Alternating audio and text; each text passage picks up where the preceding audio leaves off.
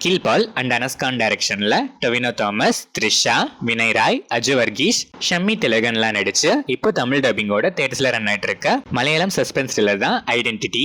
ஒரு கொலையை நேர்ல பார்த்த ஐ விட்னஸ் த்ரிஷாவை வினய் ராய் ப்ரொடெக்ட் பண்ணி அந்த கேஸை சால்வ் பண்றதுக்காக சேஃபா பாத்துக்கிறாரு.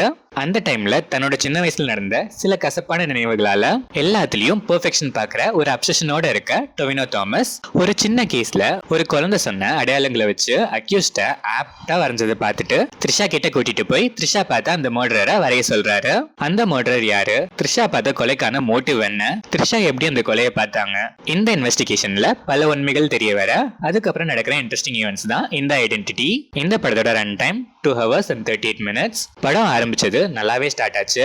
ஸ்லோவா சஸ்பென்ஸ் எலிமெண்ட்ஸ்லாம் மெயின்டைன் பண்ணி இன்டர்வல் வரைக்கும் ஸ்கிரீன் பிளே டீடைலிங்லாம் பக்காவா பண்ணி ஸ்டெடியா பெருசா எதுவும் லாக்ஸ் இல்லாம என்கேஜிங்காவே கொண்டு போயிருக்காங்க.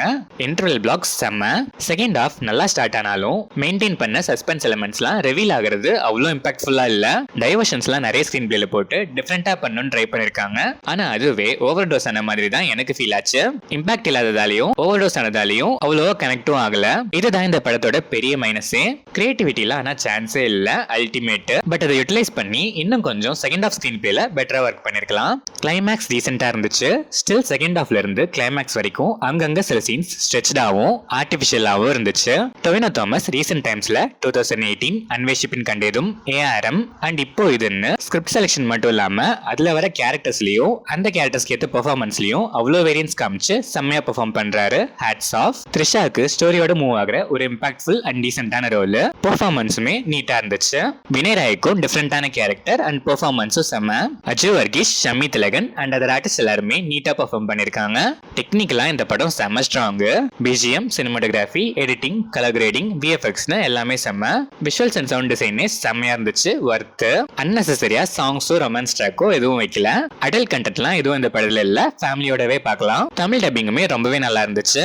ஓவராலா பார்த்தா ஃபர்ஸ்ட் ஹாஃப் பொறுத்த வரைக்கும் எந்த குறையுமே சொல்ல முடியாது. Screen play, detailing, suspense elements எல்லாமே பெர்ஃபெக்ட்டா இருந்துச்சு. பட் செகண்ட் ஹாஃப்ல நிறைய லேயர்ஸ் ஆட் பண்ணி ஒரு ஃப்ளோவே இல்லாம கனெக்டும் ஆகாம இம்பாக்டே இல்லாத மாதிரி இருந்துச்சு. செகண்ட் ஹாஃப் மட்டும் ஃபர்ஸ்ட் ஹாஃப் மாதிரியே ஸ்ட்ராங்கா கொண்டு போயிருந்தாங்கன்னா ஒரு வேற லெவல் கிரைம் த்ரில்லராவே வந்திருக்கும் இந்த ஐடென்டிட்டி. ஸ்டில் ஒன் டைம் வாட்ச்க்கு டெஃபினட்டா worth. Different attempt. Visuals and sound எஃபெக்ட்ஸே ஒரு செம்ம தியேட்டரிக்கல் எக்ஸ்பீரியன்ஸ் கொடுக்கும். சஸ்பென்ஸ் த்ரில்லர் ஆடியன்ஸ் மிஸ் பண்ணாம ஒன்ஸ் ட்ரை பண்ணி பார்க்கலாம்.